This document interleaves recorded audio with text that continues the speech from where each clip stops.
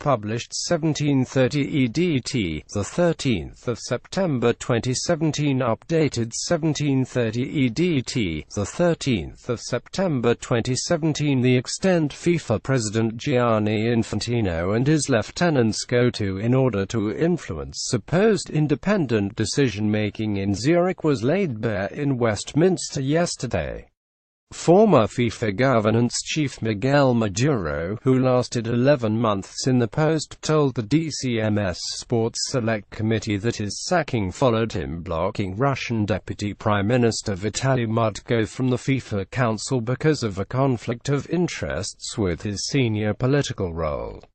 But FIFA Secretary-General Fatma Samoura warned Maduro that barring Mutko would lead to next year's World Cup in Russia being a disaster and place Infantino's presidency in jeopardy. Former FIFA governance chief Miguel Maduro was sacked after just 11 months in the post. Russian Deputy Prime Minister Vitaly Mutko right gives Gianni Infantino a stadium tourPortuguese academic. Maduro, speaking under parliamentary privilege, said the Secretary-General made it clear to me that it was extremely problematic. More than that, she said we needed to find a solution to declare Mr. Mutko eligible, otherwise the presidency itself would be in question and the World Cup would be a disaster. Interference from on high at FIFA has also led to former investigative ethics chief Cornel Borbeli axed like Maduro on the eve of the FIFA Congress in Bahrain last May, having to turn down a request to give evidence to the same select committee about sports governance.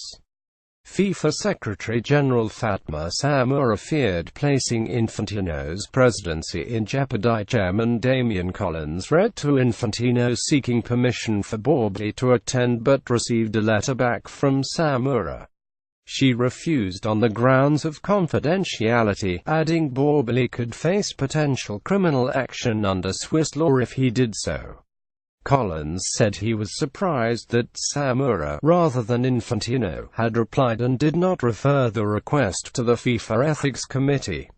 Answering questions about the lack of real change at FIFA since Infantino succeeded the disgraced Sepp Blatter, Maduro said Infantino had wanted to make reforms but had chosen to politically survive, preserving his presidency above protecting the independent bodies.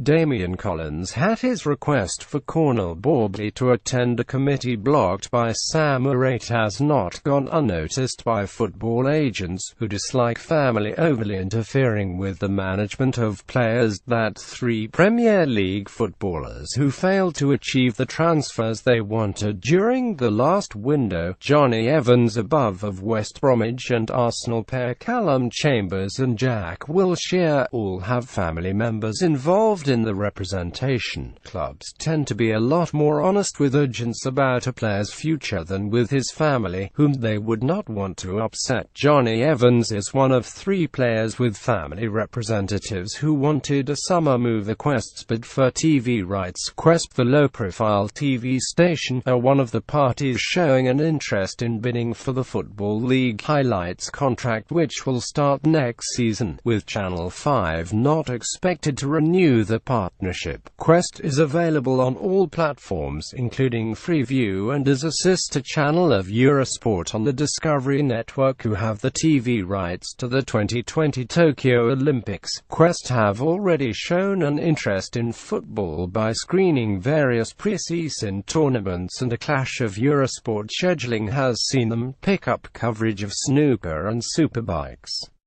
It is also expected that the super-wealthy Liberty Group, who own Discovery, will offer considerably more for the Football League rights than BBC. Low-profile TV station Quest are weighing up bidding for the Football League highlights. Only the commercially rampant RFU could start selling. The new in-stadium England rugby hospitality at Twickenham, that launches in November 2018, before the start of this year's autumn internationals.